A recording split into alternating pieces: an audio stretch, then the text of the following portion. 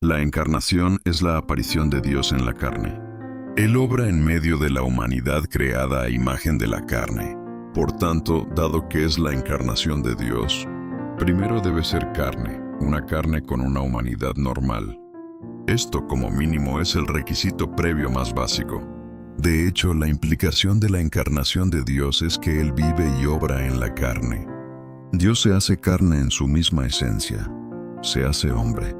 Al ser un hombre con la esencia de Dios, Él está por encima de todos los humanos, creados y de cualquier hombre que pueda desarrollar la obra de Dios. Por tanto, entre todos los que tienen un caparazón humano como el suyo, entre todos los que poseen humanidad, solo Él es el Dios mismo encarnado.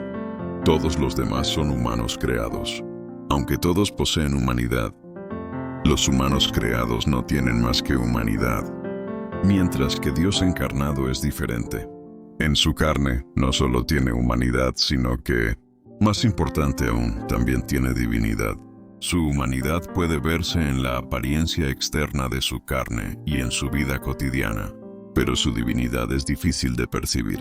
Como su divinidad se expresa únicamente cuando Él tiene humanidad y no es tan sobrenatural como las personas lo imaginan. Verla es extremadamente difícil para las personas. Incluso hoy es extremadamente difícil que la gente pueda comprender la verdadera esencia del Dios encarnado. Incluso después de haber hablado tanto sobre ello, supongo que sigue siendo un misterio para la mayoría de vosotros. De hecho, este asunto es muy simple. Como Dios se hace carne, su esencia es una combinación de humanidad y divinidad. Esta combinación se llama Dios mismo en la tierra. Cuando Dios se encarna y viene a la tierra, Él solo hace su obra dentro de la divinidad, lo que el Espíritu Celestial le ha confiado. Su ministerio principal es hablar en nombre del Espíritu, liberando la verdad y proveyendo al hombre. No se involucra en la obra humana. Si solo la divinidad obrara, la obra de Dios no podría llevarse a cabo en la tierra de manera efectiva. Por ello, Dios necesita un pequeño número de personas que Él usa para obrar dentro de la humanidad, en conjunto con su obra divina. Es decir, Él usa la obra del hombre para sostener su obra divina. Obra divina. Jesús abolió leyes antiguas, estableció nuevos mandamientos y pronunció muchas palabras. Toda esta obra en la divinidad. Obra humana. Apóstoles basaron su obra posterior en las palabras de Jesús, trabajando para que el hombre pudiera contactar, entender y practicar sus palabras, pastoreando y regando al pueblo elegido. Este es el principio de la obra del Dios encarnado.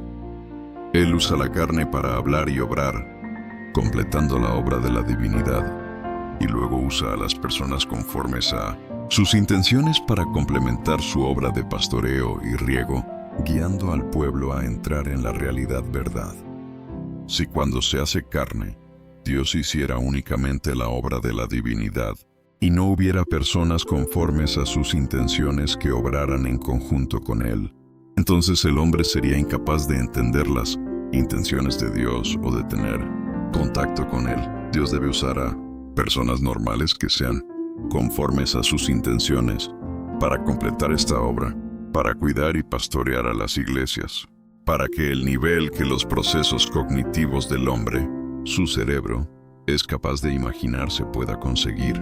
En otras palabras, Dios usa a un pequeño número de personas que son conformes a sus intenciones para traducir la obra que Él hace dentro de su divinidad, de manera tal que pueda abrirse, transformar el lenguaje divino en lenguaje humano, para que todas las personas puedan comprenderlo y entenderlo. Si Él no lo hiciera así, nadie entendería el lenguaje divino de Dios, porque las personas que son conformes a las intenciones de Dios son, después de todo, una pequeña minoría, y la capacidad de comprensión del hombre es débil.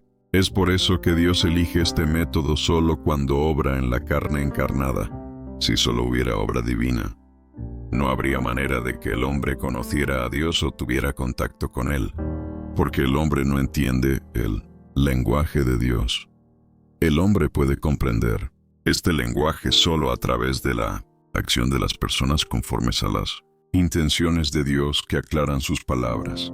Sin embargo, si solamente tales personas trabajaran dentro de la humanidad, eso solo podría mantener la vida normal del hombre. No podría transformar el carácter de éste. La obra de Dios no podría tener un nuevo punto de partida. Solo estarían las mismas antiguas canciones, los mismos antiguos lugares comunes, solo a través de la acción del Dios encarnado, que dice todo lo que se debe decir y hace todo lo que se debe hacer durante el periodo de su encarnación, después de lo cual las personas obran y experimentan según sus palabras. Solo de este modo su carácter vida podrá cambiar y podrán fluir con el tiempo. Aquel que obra dentro de la divinidad representa a Dios, mientras que aquellos que obran dentro de la humanidad son personas usadas por Dios. Es decir, el Dios encarnado es esencialmente diferente de las personas usadas por Dios. El Dios encarnado puede hacer la obra de la divinidad, mientras que las personas usadas por Dios no pueden. Al principio de cada era, el Espíritu de Dios habla personalmente e inicia la nueva era para llevar al hombre a un nuevo comienzo. Cuando Él ha terminado de hablar, esto significa que la obra de Dios dentro de su divinidad está completa. A partir de entonces, todas las personas siguen la guía de aquellos usados por Dios para entrar en su experiencia de vida. Algunas personas preguntarán, ¿cuál es la diferencia entre la obra llevada a cabo por Dios encarnado y la de los profetas y apóstoles del pasado? A David también lo llamaban el Señor, como también a Jesús. Aunque las obras que ellos realizaron fueron diferentes, los llamaron igual. Dime, ¿por qué sus identidades no eran la misma? Lo que Juan presenció fue una visión, una que también vino del Espíritu Santo, y él fue capaz de decir las palabras que el Espíritu Santo pretendía decir. ¿Por qué era la identidad de Juan diferente de la de Jesús? Las palabras habladas por Jesús eran capaces de representar totalmente a Dios y representaban totalmente la obra de Dios. Lo que Juan vio era una visión y él fue incapaz de representar completamente la obra de Dios. Porque es que Juan, Pedro y Pablo hablaron muchas palabras, tal como lo hizo Jesús, pero no tienen la misma identidad que Jesús.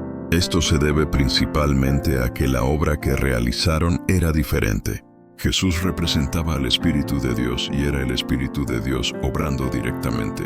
Él llevó a cabo la obra de la nueva era, la que nadie había realizado antes.